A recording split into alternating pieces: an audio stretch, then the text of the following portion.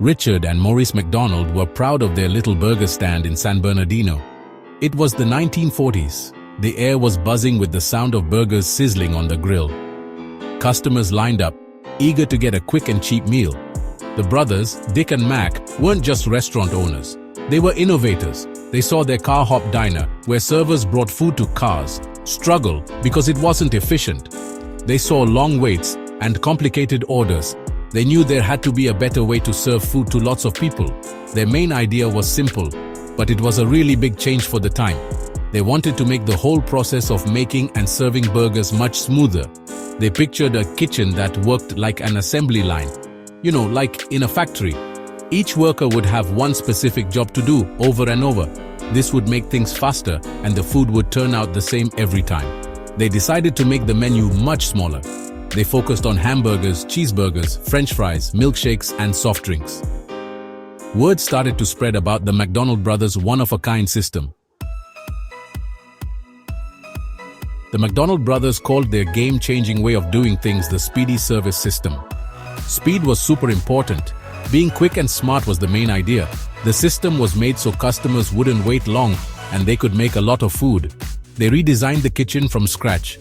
Special tools they made themselves, like special spatulas and sauce dispensers, were a big help. Everything was set up to be fast and simple. One of the biggest changes was getting rid of car hops.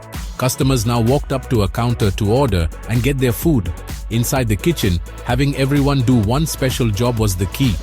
The result was food that was always the same, and it came out super fast. The San Bernardino restaurant became super popular. It was all the rage. Ray Kroc was a man driven by ambition. In the early 1950s, he was in his early 50s. He spent years as a traveling salesman. He sold paper cups and then, most notably, multi-mixer milkshake machines. These machines could make several milkshakes at once. Kroc was a persistent and persuasive salesman. He really knew how to talk. He believed in the products he sold. He was always looking for the next big opportunity.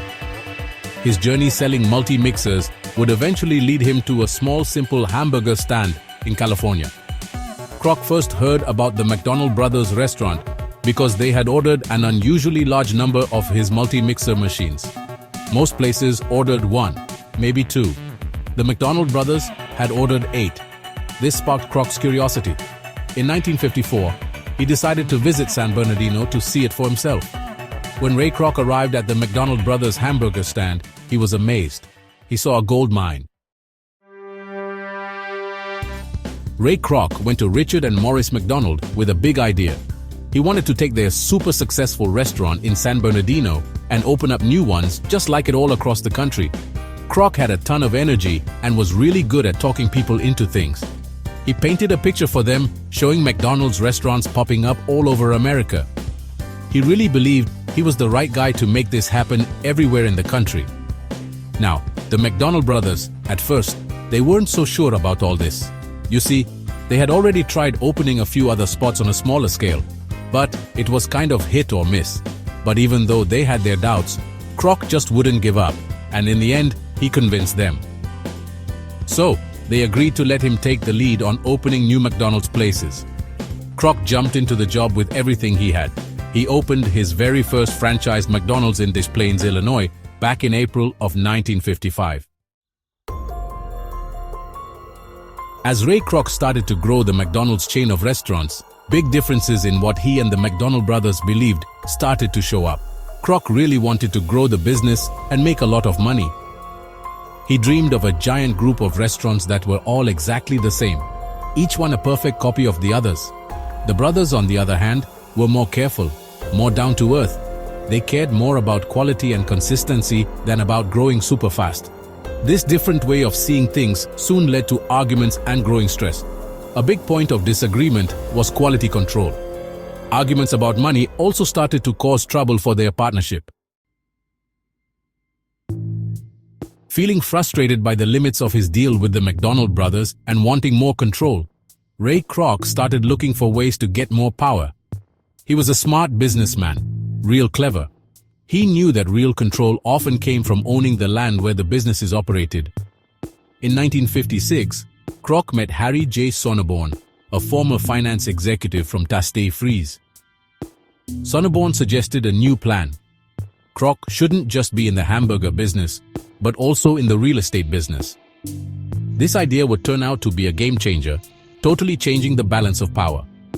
Sonneborn's plan was to create a new company, the Franchise Realty Corporation. This move was brilliant for many reasons. In 1961, after years of things getting more tense and Kroc making smart power plays, the McDonald brothers finally agreed to sell their whole part of the McDonald's company to Ray Kroc. The price they agreed on was $2.7 million. That was a lot of money back then, enough for each brother to get $1 million clear after taxes.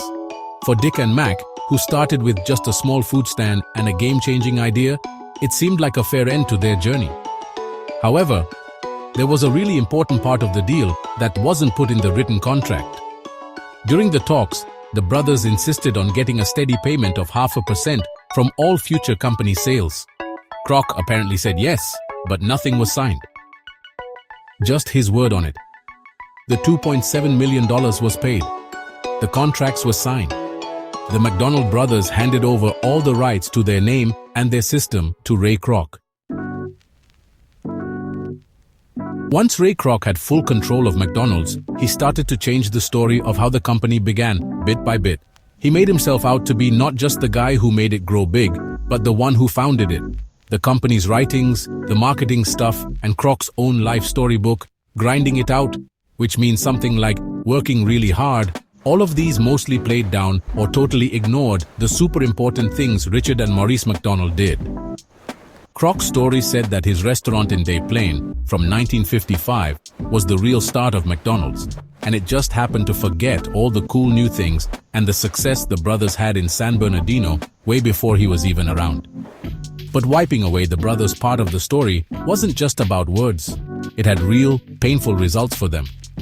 After they sold the company, the brothers were allowed to keep their original restaurant in San Bernardino, but they had to change its name because Kroc now owned the rights to the McDonald's name. They renamed it the Big M. Then, in a really mean final move, Kroc later opened a brand new McDonald's restaurant just 1 block away from the Big M, and that ended up putting the brothers' original restaurant out of business. A lot of people saw this as something he did on purpose, a mean way to totally cut them off from the brand they had started. With Ray Kroc really pushing hard, and even after he passed away in 1984, McDonald's grew at an amazing speed. The Golden Arches became one of the most recognized signs on earth. The company was a pioneer in global franchising. That's letting other people run McDonald's stores on a scale never seen before, changing its menu and how it worked to fit what local people liked and how they lived in countries all over the world. From London to Beijing, from Paris to Sydney, McDonald's became something you could find almost everywhere, showing just how powerful its system and its brand name were. It didn't just change the food business, but also how businesses worked around the world and what was popular with everyday people. Today, McDonald's is a giant company all over the world, serving millions of customers every day in tens of thousands of restaurants in over 100 countries. How it changed what people eat, on jobs, on ads, and even on how buildings look, is plain to see. The company has faced its share of big problems and public disagreements, from worries about how healthy its food is to complaints about how it treats its workers and how it affects our planet. Still, it's a major player in the world's economy. The Golden Arches might shine bright all across the globe, but for those who know the whole story, they also cast a long shadow. And that's another story, showing you the other side of a giant company. The McDonald's we all know today, well, it's not just about burgers and fries. It's got a whole story behind it, full of big, bold moves and tons of ambition. And yeah, a betrayal that totally changed where the company was headed. You know, the biggest name in fast food probably started because the McDonald brothers were super smart about how they did things, but it was Ray Kroc's daring moves and how cold he could be that really took it to the top. It's one of those stories that really gets you thinking, you know? Like, does every huge company have a dark secret behind how it got so successful? If you liked this video and want to see more stories like it, you know, about famous brands, mysterious places, and big moments in history, all get mixed up with secrets and surprising turns, then make sure to subscribe to our channel and hit that notification bell. Every week we'll show you what's really going on behind things that seem simple. We've got lots more cool stuff coming up. So tell us in the comments below, what other company's story do you want to see on our channel? Your idea might just be our next video. See you next time. And remember, a brand isn't always just a name. Some of them are hiding stories that people have nearly forgotten all about.